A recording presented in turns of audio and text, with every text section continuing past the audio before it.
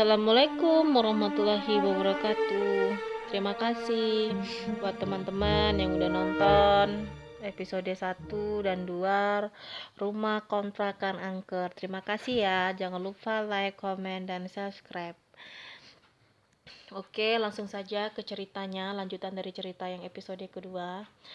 Malam itu kami bertiga tidur di kamar belakang alias kamar nomor 3, di kamar kakak perempuan saya. Kami tidak berani tidur. Kami tetap bertiga tanpa tidur, melihat ke kiri kanan dan hanya terdiam tanpa berbicara apapun.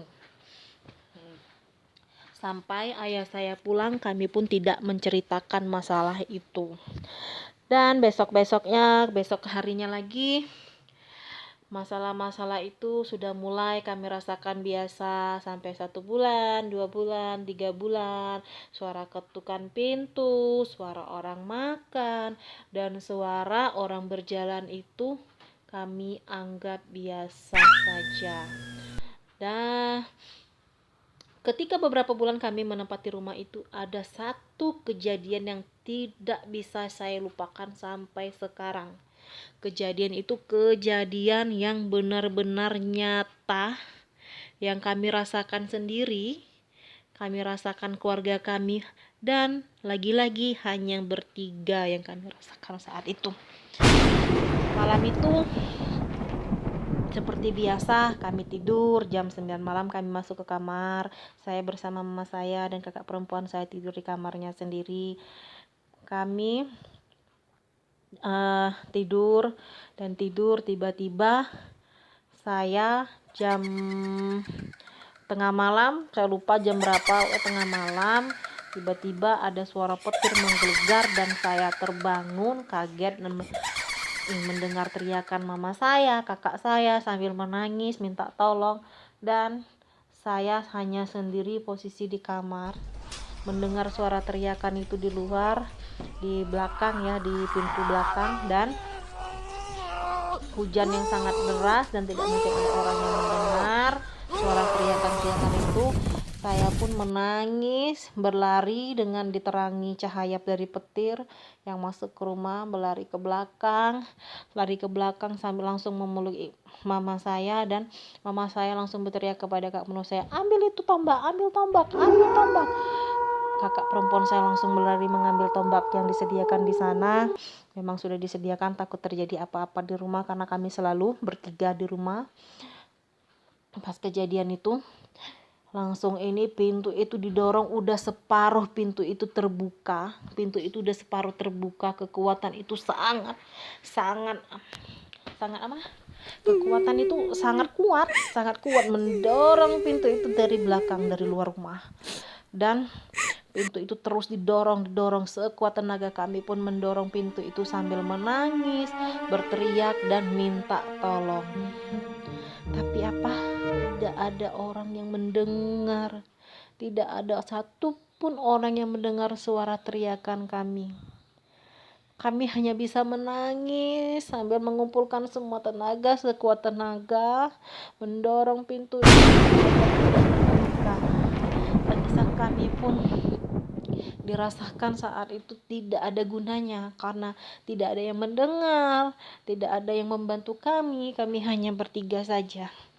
Dan pintu itu terus kami dorong, dan akhirnya mama saya terpental di sana, terjatuh, dan saya berusaha ikut mendorong pintu itu, dan saya menangis ketakutan, entahlah menangis apa yang penting yang pokoknya kami pada saat itu hanya menangis dan tidak tahu apa yang harus kami lakukan. Hanya kami bisa berusaha mendorong jangan sampai yang mendorong dari luar itu masuk ke dalam rumah. Hujan berhenti, petir berhenti, pintu itu pun berhenti.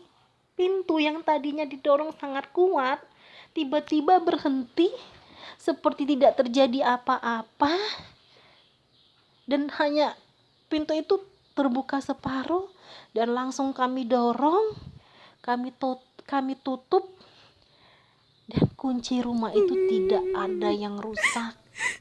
Tidak ada yang rusak, bisa dikunci kembali seperti biasa. Kami terduduk bertiga, saling berpandangan penuh tanda tanya. Apa yang terjadi ini? Apa yang barusan kita alami? Nyatakah atau ini cuma mimpi? Dan kami tetap di sana, hanya memandang pintu itu. Dan tiba-tiba mama saya menyadarkan kami, ayo kita masuk ke kamar. Dan kami bertiga berpelukan di dalam kamar, tidak tidur sambil menunggu papaku pulang. Jadi hanya diam, tidak berbicara, dan masih bingung apa yang kami rasakan barusan, mimpi atau nyata. Ini memang benar-benar terjadi di kehidupan kami. Tidak ada yang saya tambah-tambahkan dan tidak ada yang saya kurangi. Malam itu memang malam-malam yang benar mencekam, yang tidak pernah kami rasakan selama ini. Saat itu kami rasakan hanya mendengar-dengar suara saja yang selama ini kami sudah anggap biasa. Dan malam itu kami berinteraksi langsung dengan makhluk itu, entah makhluk apa kami tidak tahu. Selanjutnya kami di kamar menunggu sampai pagi papa saya pulang. Kami harus menceritakan masalah itu karena itu tidak mungkin lagi kami tutup-tutupi. Dan papa saya langsung ke belakang rumah, melihat pagar tidak ada yang roboh, melihat tidak ada bekas sela-sela orang yang masuk, dan yang anehnya lagi tidak ada bekas jejak kaki orang, padahal saat itu hujan deras. Dan sampailah keesokan paginya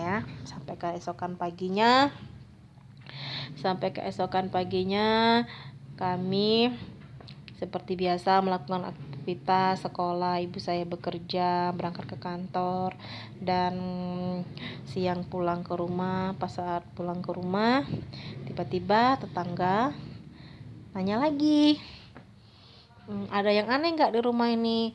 Kok tahu? Maksud kami tuh kok tahu? Setiap ada yang aneh dia tahu gitu. Kami tidak menceritakan, dan mama saya pun orangnya sangat tertutup masalah itu, kan tidak mau